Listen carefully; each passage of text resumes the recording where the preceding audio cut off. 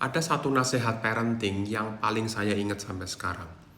Kalau kamu tidak mendisiplinkan anakmu, orang lain nanti yang akan mendisiplinkan anakmu, entah bagaimana caranya. Dan kamu tidak boleh marah, apalagi tersinggung. Misalnya nih, ada seorang anak kecil yang misbehave. Ya tentunya orang atau anak yang harus didisiplinkan kan yang misbehavior, artinya yang secara perilaku itu memang tidak sebaiknya dilakukan.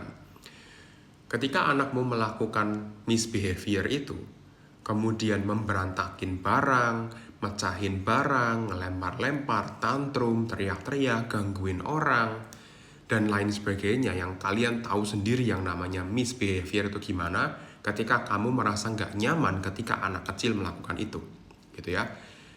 Kamu nggak marah, kamu nggak melakukan apa-apa ke anakmu, nggak mendisiplinkan, nggak ngasih tahu, nggak bikin dia paham gitu juga.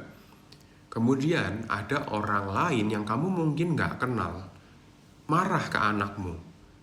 Misalnya ada anak kecil yang ngeberantakin rak dagangan orang misalnya. Kemudian yang punya dagangan ini marah. Kamu malah marah. Kenapa kamu marahin anak saya? Itu kamu yang salah sebagai orang tua. Karena apa? Kamu membiarkan anakmu melakukan seperti itu. Dan berarti juga kamu tidak mendidik anakmu untuk menghormati milik orang lain. Karena anak ini berarti seenaknya sendiri memberantakin. Seenaknya sendiri gitu. Bener-bener tidak ada tanggung jawabnya. Saya paham anak umur mungkin 3 tahun, 4 tahun belum paham itu. Tapi mereka itu sudah paham yang namanya cause and effect. Sebab akibat itu mereka sudah tahu. Kalau mereka melakukan kesalahan dan mendapat hukuman di luar, mereka tidak akan berani melakukan kesalahan itu. Berarti kalau mereka sampai berani melakukan kesalahan, ngeberantakin punya orang, mecahin barang orang, gangguin orang, nggak sopan sama orang gitu ya, berarti di rumah itu nggak diajarin kedisiplinan itu. Dan kalau kamu sampai marah, berarti kamu tersinggung, kesannya, oh aku nggak pernah ngajarin berarti ya. Enggak, aku udah merasanya begitu, padahal belum. Gitu loh. Jadi kalau kamu merasa tersinggung dengan ini, menurut saya kamu yang salah sebagai orang tua. Harusnya ya kamu berterima kasih sama orang itu, sudah diingatkan, oh ini perilaku anakku yang belum aku beresin. Dan harus kamu beresin, karena nantinya kalau kamu nggak beresin setiap perilaku anak yang misbehavior itu, nantinya anak ini beranjak dewasa tanpa diingatkan, tanpa didisiplinkan. Akhirnya nanti mereka masih menyimpan perilaku misbehavior itu sampai dewasa. Sampai dewasa nanti dia, anak ini akan menyadari bahwa, loh kok aku susah ya punya temen, kok aku nggak bisa ya berhubungan baik sama orang, kok banyak orang yang nggak suka sama aku ya, aku nggak tahu salahku di mana. Sampai begitu dinamikanya gitu loh. Mungkin diantara kalian ada yang berpikir, mikirnya kejauhan, namanya kan anak-anak harusnya begini. Silahkan, saya tidak akan menghentikanmu untuk melakukan itu.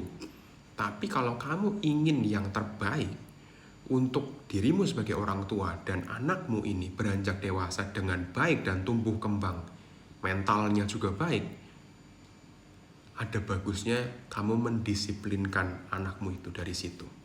Jadi kata kuncinya, kalau kamu tidak mendisiplinkan anakmu, ada orang lain yang akan mendisiplinkannya dengan cara apapun supaya bisa diluruskan, kalau anaknya masih bisa ya. Dan ketika didisiplinkan, kamu tidak boleh protes atau marah. Karena berarti ada sesuatu yang belum kamu selesaikan dengan anak ini. Belum kamu ajarkan dan mungkin belum sempurna kamu ajarkan. Justru itu kamu sedang diingatkan. Ya. Dan ini yang banyak terjadi di masyarakat akhirnya gitu kan.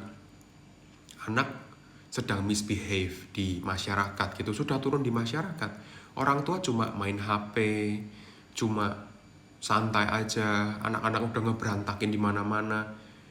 Bilangnya cuma namanya juga anak-anak kan kayak gitu. Itu yang saya gregetan juga gitu. Karena harusnya kan nggak begitu. Anak-anak itu juga bisa loh behaviornya itu bagus. Nanti dikit-dikit compare gitu sama anak lain. Kok anak lain bisa ya kayak gitu? Bisa anteng, bisa behaviornya bagus. Kok anak saya nggak bisa ya? Kamu mendidiknya salah mungkin gitu loh. Jadi jangan cuma mengcompare anaknya, tapi kamunya sendiri sebagai parents juga harus punya cara parenting yang bagus dan kamu terapkan, jangan cuma paham di sini. Gitu loh, karena parenting yang bagus itu susah gitu loh. Gak ada parenting yang sempurna, tapi parenting yang bagus itu harus dilakukan. Atau ada satu quotes yang saya ingat gitu ya. Bagus juga nih.